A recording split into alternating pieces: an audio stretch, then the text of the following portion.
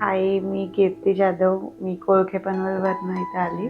First time मला periods miss झाले, तर मी एका वेगळ्या क्लिनिकमध्ये गेलेली. तिथे मला पिरियड्स यायच्या टॅबलेट्स दिलेल्या.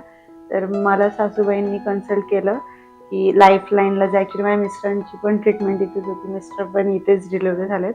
तर त्यांच्या एक्सपिरियन्सनुसार मी इथे आली. नंतर मॅमनी सांगितलं की पिरियड्स यायचे असतील नॅचरली तर येऊ दे. टॅबलेट्स वगैरे मॅमनी काही दिले नाही आणि ज्या वेगळ्या टॅबलेट्स होत्या त्या मी बंद केल्या.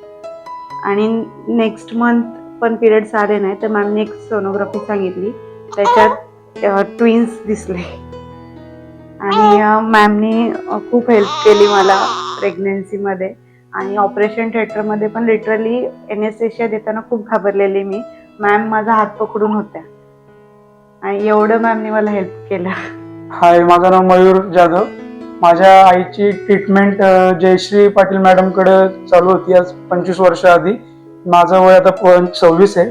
तर त्या माझ्या आईनेच आम्हाला सजेस्ट केलं की तुम्ही पाटील मॅडमकडेच जा. मग आता इथं आल्यानंतर समजलं की आता केतकी मॅडम सगळं बघतायत, तर मग त्यांच्याकडे आम्ही ट्रीटमेंट चालू ठेवली. तर आम्हाला दुसरीकडनं सांगितलेलं की तुम्ही पिरियड्स येण्याच्या गोळ्या पिरियड्स नाही आलेत तर, पण मॅडमनी सांगितलं का तुम्ही गोळ्या वगैरे नका घेऊ, नॅचरली काय असेल तर नॅचरली येऊ द्या, टाइम लागला तरी चालेल. तर आम्ही थांबलो 1 महिना. 1 महिन्यानंतर आम्ही सोनोग्राफी वगैरे केली, तर त्याच्यात आम्हाला समजलं प्रेग्नेन्सी आहे आणि ट्विन्स प्रेग्नेन्सी आहे.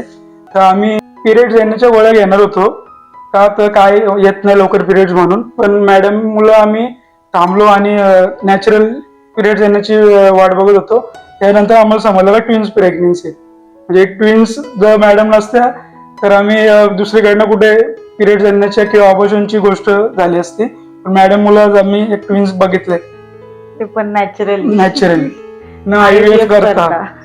आणि इथे आल्यावर एकदम असं फ्रेश फील व्हायचं, कारण की हॉस्पिटल पण एवढा क्लीन आणि स्टाफ पण एकदम फ्रेंडली.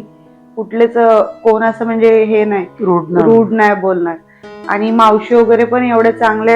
5 days इथे ऍडमिट होती तेव्हा पण म्हणजे सगळं मावशी वगैरे असं क्लीन करायचे. आणि कधी असं नाही कुठल्या गोष्टीला कोण बोलला. आणि मी एवढ्या वेळेला प्रेग्नन्सीत ऍडमिट झाली तेव्हा पण मॅम फक्त सांगायच्या की काय नाही, नॅचरल आहे, जा घरी. पण मॅमला पण खूप त्रास दिला, पण मॅम कधी वैतागल्या नाही मला. आणि खरंच थँक्यू केतकी मॅम आणि लाईफलाईन हॉस्पिटल. आम्ही गर्ल बॉय दिलं आम्हाला ट्विन्स.